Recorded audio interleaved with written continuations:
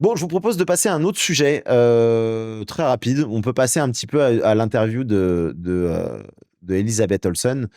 Euh, elle a eu une très très grande interview dans un média qui s'appelle InStyle, qui est un média de mode où il parle principalement de mode, mais il est très très long cet article. Et du coup, en fait, je voulais regarder dans l'article directement, mais il y a Variety qui a déjà fait un petit résumé, notamment de la partie autour de Marvel. Et ça fait du bien d'entendre Elizabeth Olsen parce on sait qu'elle a eu quand même des difficultés après Multiverse of Madness. Ça date de 2000. Multiverse of Madness, c'est quoi? C'est 2023, je crois? Non, même avant, je crois. 2022. Ah. Quand est-ce qu'il est sorti? 2022, ouais. Et donc, du coup, le tournage a eu lieu 2021. Et que depuis, elle était un peu dans un mood ouais, non, c'est bon, ça m'a gonflé, ciao. Et puis même, elle disait, ouais, les fans qui m'appellent maman, là, j'aime pas trop, j'aime pas trop, c'est chiant. Donc, Elizabeth Olsen, elle revient et elle dit des choses quand même intéressantes, bah, qui font plaisir pour nous, fans de Marvel, quoi. Lisons ça. Donc, tac. Elizabeth Olsen ne jouera pas dans des films de studio s'il n'y a pas de sortie en salle. Je ne veux pas faire des films où le streaming est la fin de tout. Euh, on va lire ça. Elizabeth Olsen a déclaré au magazine InStyle, dans un nouvel article de couverture, qu'elle ne signait plus de contrat pour des films de studio hollywoodiens dont la sortie en salle n'est pas garantie. Chouchou du cinéma indépendant depuis ses débuts, avec Martha Macy May Marlin en 2011, Olsen se sent à l'aise dans un film sans distribution, vendu à un service de... Olsen se sent à l'aise. Bah non, c'est l'inverse. Ouais, mal traduit. Vendu à un service de streaming, mais sa préférence va toujours à une sortie en salle. Ah non, d'accord, ok. Autant pour moi, j'aurais dû finir la phrase. Si un film est réalisé indépendamment et vendu uniquement à un streamer, tant mieux. Mais je ne veux pas faire quelque chose où le streaming est la seule option, a déclaré Olsen. Je pense qu'il est important que les gens se rassemblent en communauté, qu'ils rencontrent d'autres personnes, qu'ils soient ensemble dans un espace. C'est pour ça que j'aime le sport. Je trouve que c'est vraiment stimulant de se rassembler autour d'un projet qui les passionne. On ne fait même plus d'auditions en personne. Depuis sa dernière apparition dans le rôle de la sorcière rouge dans l'univers cinématographique Marvel, avec Doctor Strange in the Multiverse of Madness en 2022, Olsen n'a réalisé que des films indépendants tels que History Daughter en 2023, The Assessment en 2024 et la comédie romantique à venir d'A24, Eternity. Seul History Daughter, oh, voilà, terrible accent. His Three Daughter, ok, a été soutenu par un streamer, en l'occurrence Netflix, bien qu'il ait bénéficié d'une sortie en salle qualifiante pour les prix dans certaines salles. Olsen sait une chose ou deux sur la façon de rassembler des millions de personnes dans les salles au cinéma grâce au MCU, où elle incarne Scarlet Witch depuis ses débuts dans une scène post-crédit de Captain America, le soldat de l'hiver, en 2014. Faire des films, c'est amusant, c'est ridicule, on est des adultes comme des enfants sur une aire de jeu, a déclaré Olsen à InStyle à propos du MCU. On vole, on tire des trucs comme des champignons, et c'est un personnage que j'ai pu retrouver tant de fois après plus de 10 ans. Putain, mais j'ai du mal à lire, je suis désolé. Et c'est un personnage que j'ai pu retrouver tant de fois après plus de 10 ans. Ça fait du bien de se laisser tomber, puis elle me manque. Je veux la retrouver. Je sauterai sur l'occasion d'être à nouveau à sa place. Alors, je suis désolé, j'ai eu du mal à lire, je suis désolé. Mais en gros, elle nous explique que si l'occasion se représente, elle serait trop chaude. Alors qu'à un moment, elle disait que peut-être elle reviendrait jamais. Olsen a ajouté, à propos des avantages du MCU, c'est la cohésion d'une communauté et d'un travail, ce qui est difficile à trouver. Les mouvements de caméra incroyables, les cascades, les effets spéciaux et les effets visuels qui se produisent en temps réel. C'est une coordination intense, des centaines et centaines de personnes sur le plateau, et c'est une expérience enrichissante de faire partie de tous ces gens qui travaillent pour un même objectif.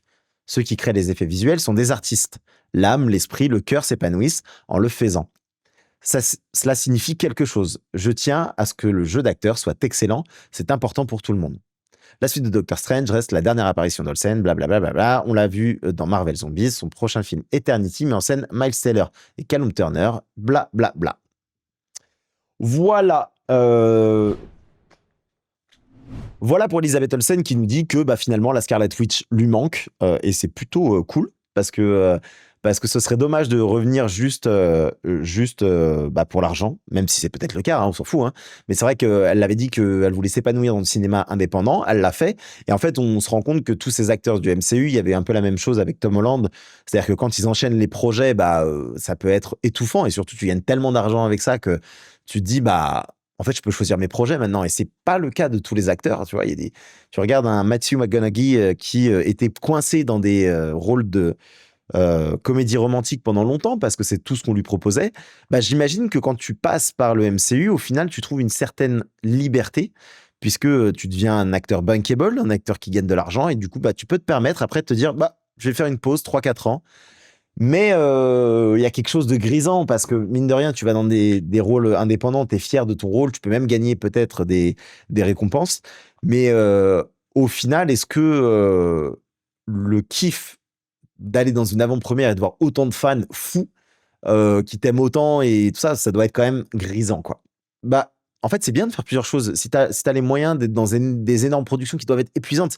Elle l'a dit hein, sur Multiverse of Madness, le script changeait tous les jours. Elle devait réapprendre un script, changer. Elle a appris qu'elle était méchante après. Tu vois, dans le premier script qu'on lui a donné, elle était censée aider Doctor Strange. Et finalement, elle se retrouve à être la méchante de l'histoire, ce qui l'a fait chier parce qu'elle voulait pas être la méchante. Et donc, du coup, je pense que c'est cool d'avoir ce truc de se dire, bah, je peux faire plusieurs choses. Voilà. Marvel qui partage depuis quelques jours des posts sur Wanda, leurs réseaux sociaux, et plus Elizabeth Olsen qui est nuancée sur la mort de Wanda, alors qu'il y a un an, elle était catégorique en disant que Wanda est morte. Évidemment. Non, mais si vous pensez qu'elle va pas revenir, les gars, elle est dans Doomsday. Hein. C'est évident. C'est évident. C'est évident qu'elle est importante pour le projet Doomsday, Secret Wars et de Doctor Doom parce que ok, on est dans une phase où bah, Marvel a fait de la merde pendant 2-3 ans, ce qui a clairement baissé les attentes de chacun et même l'intérêt de chacun. Si demain tu dois relancer l'intérêt dans un énorme film, voire un double film, à quel moment tu te prives d'un personnage comme ça? Impossible. C'est pour ça qu'il faut revenir à un Hulk vénère aussi, parce qu'ils ont compris, ils savent que le Hulk timoré, c'est bon, ça saoule, tu vois. Ouais, écoutez, on verra. On verra. Mais je pense qu'elle a un rôle, et je pense que même qu'elle a un rôle dans le prochain, la suite du MCU. Euh, on peut se faire un petit tour des différentes petites news parce que on a parlé d'Elizabeth Olsen, mais il y a aussi Jeremy Renner qui a fait une sortie. Alors là, on est quand même sur l'idée que on a les grands acteurs qui refont parler d'eux. Jeremy Renner, on sait qu'il négocie depuis un petit moment pour essayer de revenir dans au moins une série. Et on sait qu'il adore son personnage. Et donc, il en a un petit peu parlé. Tac, il faut à chaque fois que je recadre. Jeremy Renner révèle ce qu'il souhaite explorer lors de sa prochaine apparition dans le MCU. Très intéressant. Au fil des ans, Jeremy Renner a porté de nombreuses casquettes emblématiques dans l'industrie du divertissement. D'acteur à musicien en passant par animateur télé et réalité. Oh, je savais pas du tout. Pour une génération de fans, il est surtout connu pour son rôle de Clint Barton, alias Hawkeye, qui est incarné dans tout l'univers cinématographique Marvel depuis Thor en 2011. Son interprétation de Rainer n'a pas été vue en live action depuis la fin de la série Hawkeye sur Disney+ en 2021. C'est vrai que ça fait un moment, mais en même temps, il a eu son accident. Et depuis son accident de chasse-neige en janvier 2023, certains fans s'interrogent sur l'avenir du personnage. Alors c'est vrai que si vous n'êtes pas au courant, Jeremy Renner, il a traversé une épreuve très très très difficile, puisque en gros, en sauvant un gamin d'un énorme chasse-neige, il faut savoir, les chasse-neige dans les stations aux États-Unis, c'est des machins, tu vois rien devant toi, c'est énorme, un énorme voilà, un nuage de neige. Et en gros, pour sauver je sais plus quel enfant, pour sauver un enfant, en gros, il a joué au héros, réellement. Et il est passé sous un chasse-neige, tout simplement. Il s'est fait broyer le corps et il a eu beaucoup, beaucoup de temps avant de pouvoir revenir. Mais aujourd'hui, il est chaud, il a envie de revenir et voilà. Ah ouais, Old Hawkeye, mais grave, mais grave. Ce serait trop, trop chaud. Euh, En fait, il y a un vrai truc à faire hein, sur Old Hawkeye et Old Man Logan. En vrai, il y a un vrai, vrai truc à faire. C'est bon, Speedster a été mis en time-out. Euh, Lors d'une interview avec comicbook.com au sujet de son rôle dans la toute première publicité de Silk pour le Super Bowl, Renner a évoqué les pistes qu'il aimerait proposer lors de sa prochaine apparition dans Hawkeye, notamment après sa première année de convalescence. La flexibilité, répond Renner en riant. Je m'étire en parlant de ça. Sans blague, ouais, je sais pas. Je laisse la narration et le récit au scénariste. Moi, j'adore le personnage et s'il me contacte pour me demander de le faire, je serai prêt. Feggy, je m'étire en ce moment, mon gars. C'est assez drôle. Quelle est la publicité? Ouais, est-ce que c'est très important, la publicité? On s'en fout un peu. Ok. Y aura-t-il une saison 2 de Hawkeye? Au moment où nous écrivons ces lignes, Marvel Studios n'a pas encore renouvelé Hawkeye pour une deuxième saison, mais les fans sont clairement impatients de voir Rainer et Kate Bishop de Hailey Steinfeld partager à nouveau l'écran ensemble. Je peux pas me prononcer sur les projets futurs car je garde le secret. On ne sait jamais comment la série sera accueillie à sa sortie et c'est incroyable de voir à quel point le public l'a accueillie et appréciée. C'est vrai que moi j'ai vraiment aimé la série de Hawkeye. C'est sans prétention, c'est simple, c'est cool. Alors il y a des trucs qui sont pas ouf, hein. Echo, on s'en fout un peu. Le traitement du Caïd, on peut clairement redire quelque chose là-dessus. Mais dans l'ensemble, c'est cool. Le réalisateur de Hawkeye lors d'une interview accordée à Collider en 2021. Et c'est formidable de voir le personnage d'Hailey s'imposer si fermement dans le MCU. J'ai vraiment hâte de voir ce que le personnage fera ensuite. Et oui, j'ai adoré arpenter les rues du MCU et j'aimerais beaucoup le refaire. Ok, bon, au final, il dit pas grand-chose. Titre quand même un peu, les gars, vous la raclez quand même. Qui se souhaite pas explorer. Mais oui, clairement, un Old Man Hawkeye, ce serait génial. Euh, en fait, c'est vrai que déjà Kate Bishop dans un film, c'est vrai. C'est vrai, hein.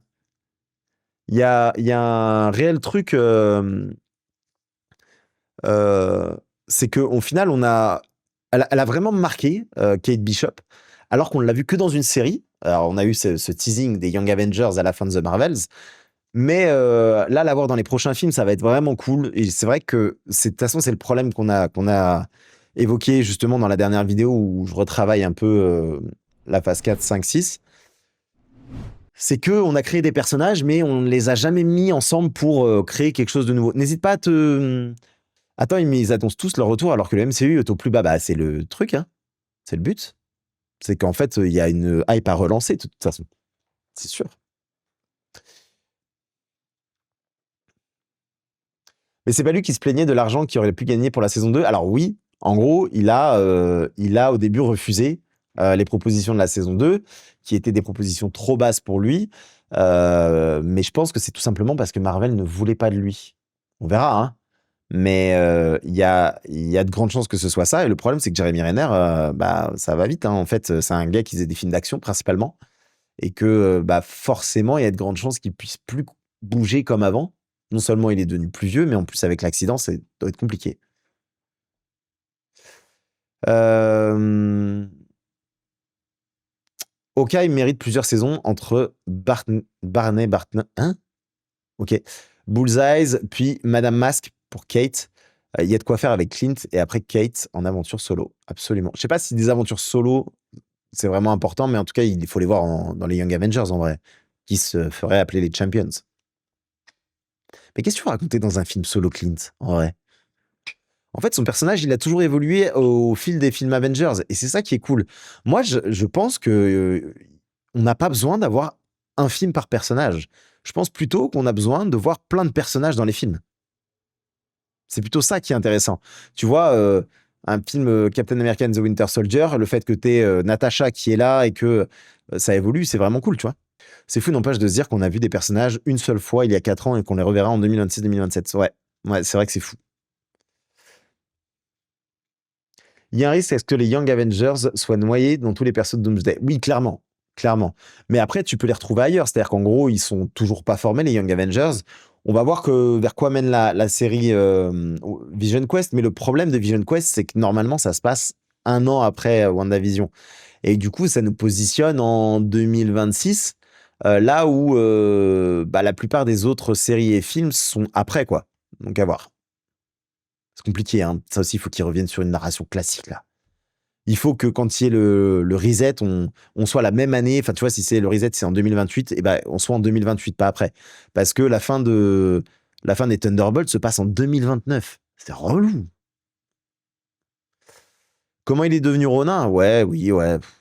Est-ce que, par exemple, tu préfères... Je te propose une série sur Ronin ou une série sur Captain qui ramène les pierres. Tu prends quoi? Mais même ça, on est passé. Il faut passer à autre chose, quoi. Un film solo Old Man. Alors, si tu prends le run Old Man Logan, le premier qui avait été fait, ouais. Alors, mais ce serait presque un Else Universe, tu vois. Mais juste lui, non.